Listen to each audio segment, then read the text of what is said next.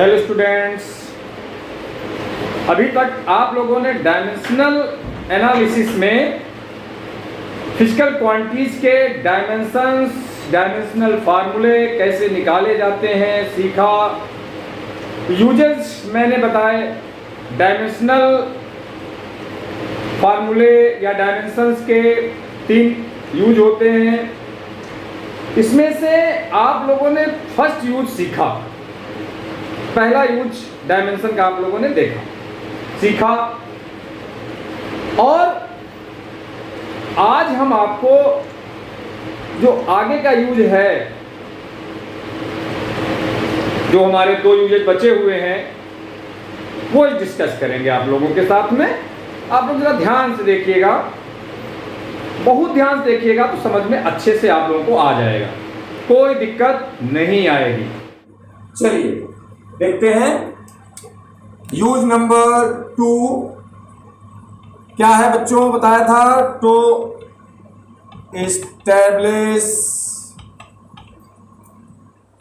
Relation among different physical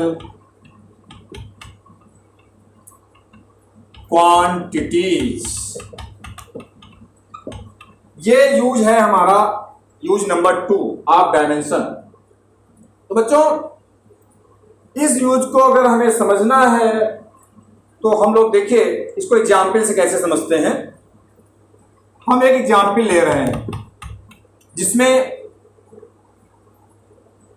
आपको दिया जाएगा कोई पर्टिकुलर फिजिकल क्वांटिटी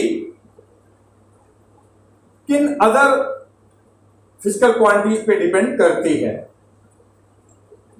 देन आपसे कहा जाएगा कि obtain formula for that physical quantity. चलिए देखिए, सपोज हम एक एग्जांपल ले रहे हैं जिसमें कोई पार्टिकल किसी सर्कुलर पाथ में रिवॉल्व कर रहा है v स्पीड से। सर्कुलर पाथ की रेडियस r है। जब कोई सर्कुलर पाथ पे पार्टिकल रिवॉल्व करता है तो उसका सेंट्रीपिटल एक्सीलरेशन उसमें प्रोड्यूस होता है। तो सेंट्रीपिटल एक्सीलरेशन a। तो यहां पर प्रॉब्लम यह है, क्वेश्चन यह है कि आपको यह पता है कि centripetal acceleration depends upon speed of particle and radius of the circular path. That is a proportional, that is depend करता है सेंट्रीपिटल एक्सीलरेशन ए किस पे डिपेंड करेगा, v पे डिपेंड करेगा और r पे डिपेंड करेगा। तो हमें सेंट्रीपिटल एक्सीलरेशन के लिए फार्मूला इस्टेब्लिश करना है, ये आपको पता है। तो फर्स्ट हम क्या लेट करेंगे, let a proportional to v to the power. अब देखिए a यहां पर आ चुका है, इसलिए हम a नहीं लेट करेंगे, हम x लेट कर लेते हैं, v to the power x और r to the power y। ये हमने पावर्स अपने आप से लेट कर ली कि जो a है v की पावर x और r की पावर y पर डिपेंड करता है। And you know that when we remove proportional sign then a constant comes and a equal to k v की पावर x r की पावर y आ जाएगा। Let this be equation number 1। हम इसे equation number 1 मान लेंगे। Now अब क्या करेंगे, बोथ साइड डायमेंशंस लिखेंगे। हम दोनों तरफ जो हमारा एक्सीलरेशन a है, वेलोसिटी v है और रेडियस r है, हम इन सब की डायमेंशनल फार्मूला लिखेंगे। चलिए, ये एक्सीलरेशन है, डायमेंशनल फार्मूला आपको पता है LT-2 इक्वल k। k यहां पर कांस्टेंट है, इसका प्रोपोर्शनल कांस्टेंट है, इसका कोई डायमेंशनल फार्मूला नहीं होगा। नाउ v, देखो जिसका डायमेंशनल फॉर्मूला नहीं होगा तो उसके लिए हम कुछ लिखेंगे भी नहीं। अब आते हैं v यहां पर वेलोसिटी है, स्पीड है, इसके लिए डायमेंशनल फॉर्मूला आप लोग जानते हो LT - 1। पावर क्या है x, हमने लेट किया हुआ है, रेडियस जानते हो, यूनिट L मीटर होगा, तो डायमेंशन क्या बनेगी इसकी, डायमेंशन फॉर्मूला L होगा। तो यहां पर इस प्रकार से हमने क्या किया, सबसे पहले बोथ साइड में हमने जो हमारे पास फिजिकल क्वांटिटीज दी हुई थी उनके डायमेंशनल फार्मूले लिख लिए। सबसे पहला काम हमने ये कर लिया। सबसे पहले तो हमने इक्वेशन बन लिया, फिर हमने डायमेंशनल फार्मूला लिखा। अब देखिए थोड़ा सिंपल करते हैं। LT - 2 is equal to L की पावर देखिए यहां पर x होगा और यहां L की पावर y है, तो ऐड हो जाएगा ना पावर्स, x L की पावर x प्लस y, क्योंकि L की पावर देखिए ब्रैकेट में x है ना पावर, L की पावर x और L की पावर y, तो हो जाएगी टोटल पावर मल्टीप्लाई में ऐड करते हैं सेम बेस होने पर, तो हमने ऐड कर दिया। t की पावर देखिए क्या है -x, ये -x लिख दिया। अब देखिए जरा ध्यान से, अब हमारे पास ये इक्वेशन आ गई। Now we compare both the side. अब हम इस इक्वेशन को दोनों तरफ कंपेयर करेंगे, डायमेंशंस की कंपेयरिंग करेंगे। तो लिखेंगे comparing dimensions both the side. तो अब बेटा कंपेयर करेंगे तो क्या आ जाएगा, देखिए L की पावर यहां x प्लस वाई है, तो आप लोग लिख लीजिए x की power y, x plus y, L की पावर x प्लस वाई। इधर L की पावर क्या है 1, तो आप लिख दीजिए 1। इधर L की पावर हमारी x प्लस वाई थी, यहां पर 1 है, तो हम इस प्रकार से लिख सकते हैं x plus y equal to 1। यहां 1 हम इक्वेशन लेट कर चुके हैं, तो इसको सेकंड मान लेते हैं।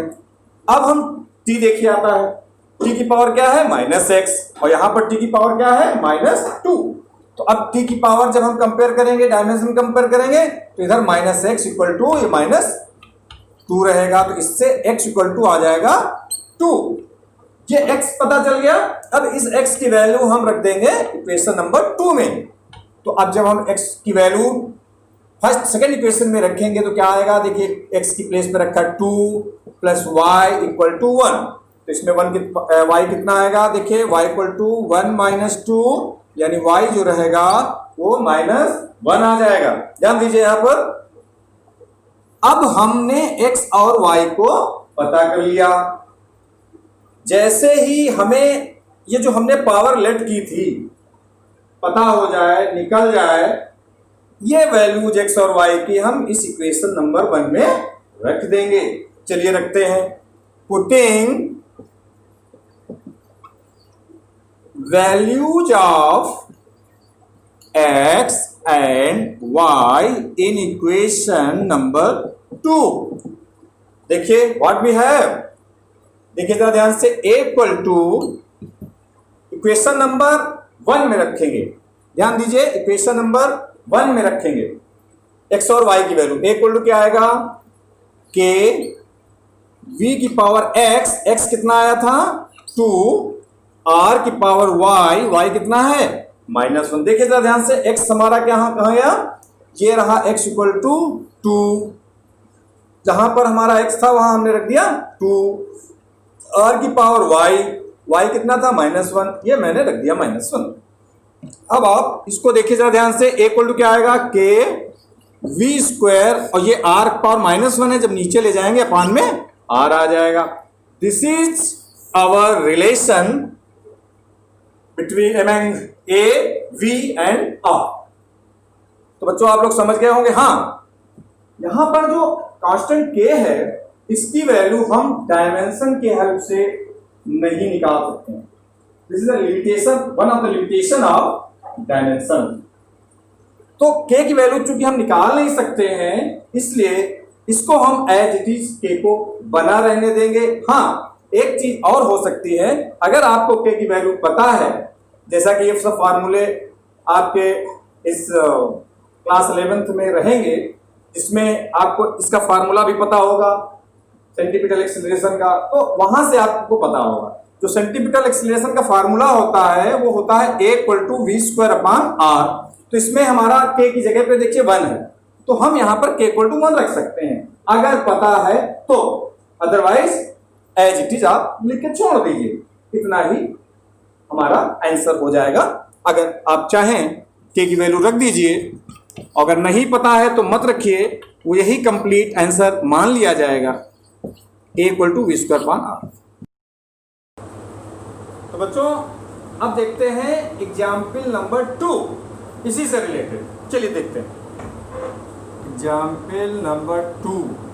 देखो बच्चों कि जब हम एग्जाम्पल नंबर 2 देखेंगे, फर्स्ट बता चुका हूं, तो आप लोगों को और अच्छा समझ में आ जाएगा, क्योंकि रिलेटेड यूज है हमारा, उस यूज का ही एग्जाम्पल है।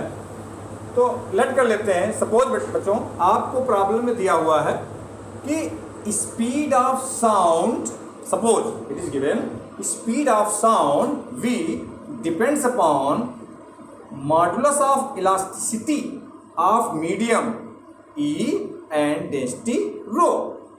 अब देखिए जरा मैं बता देता हूं आपको, यहां पर जो बच्चों E है ये मॉडुलस ऑफ इलास्टिसिटी है, रो डेंसिटी है, ठीक है।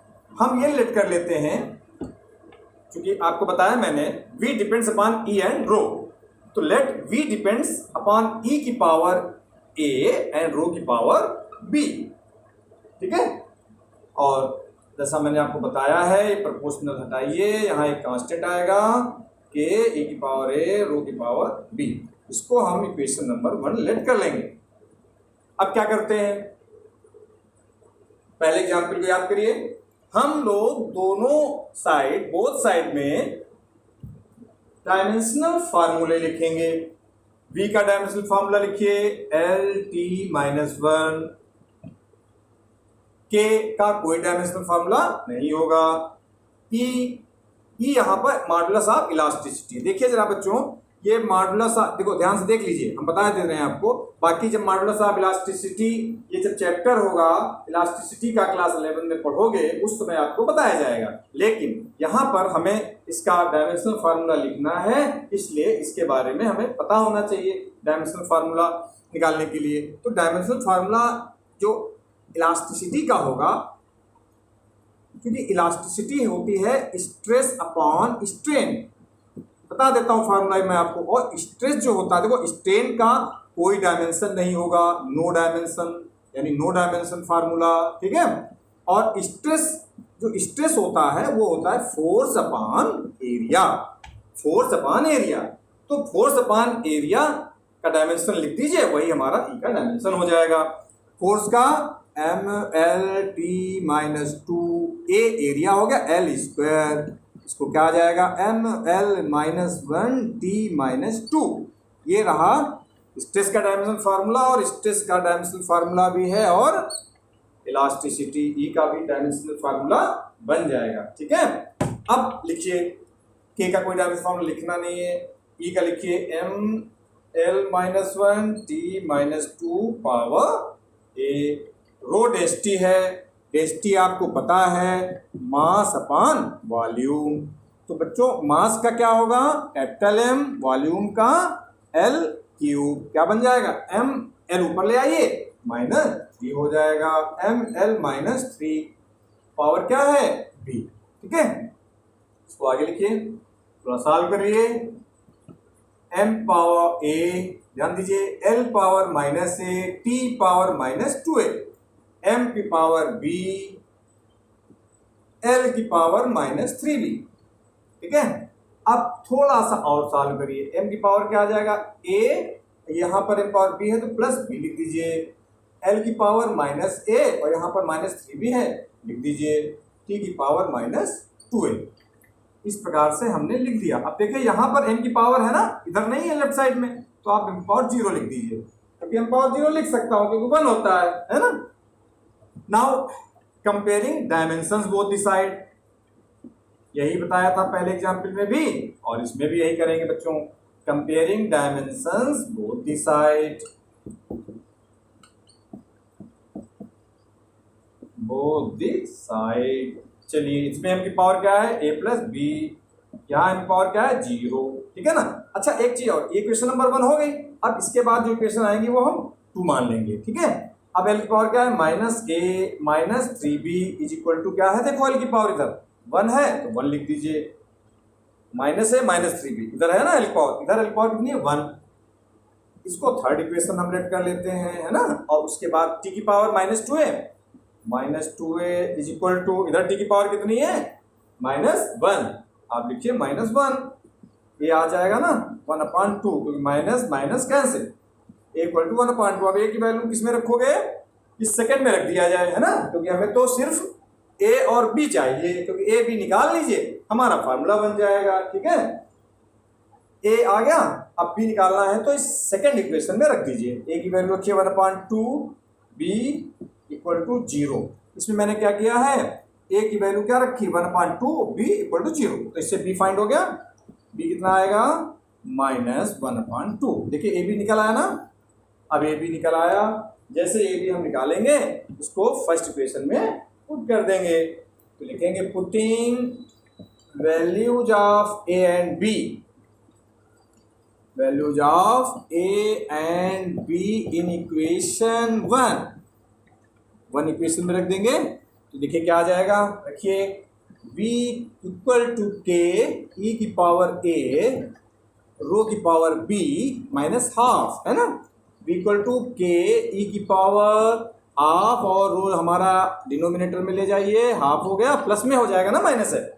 दोनों में देखिए क्या लगा है, ई और रो में रूट लगा है, 1/2 लगा है ना, तो हम रूट लगा देंगे, ठीक है, यानी k root e upon rho. ये देखिए बच्चों फॉर्मूला आ गया ना डिराइव होकर के। इस प्रकार से हमने इस्टेब्लिश कर लिया, डिराइव कर लिया, आप लोग भी कर लोगे बहुत आसानी से, है ना। तो k, यहाँ k की वैल्यू तो हमें पता नहीं है, और ना ही हम डायमेंशनल एनालिसिस से या डायमेंशन की हेल्प से निकाल सकते हैं, तो इसलिए इस k की वैल्यू को हम ऐसे ही लिखा रहने देंगे, यानी k को हम ऐसे ही बना रहने देंगे, ठीक है। अगर पता है तो रखो, नहीं पता है तो मत रखो। अब जब आप ये सारे फार्मूले फिजिक्स में पढ़ ले जाओगे बुक में 11th में, है ना, तो आप इसकी वैल्यू पता हो जाएगी आपको, क्योंकि ये formula v equal to under root e upon rho होता है। तो इसमें आप देख रहे हो k की जगह पे 1 लिखा होगा, इसका मतलब हो गया, है ना।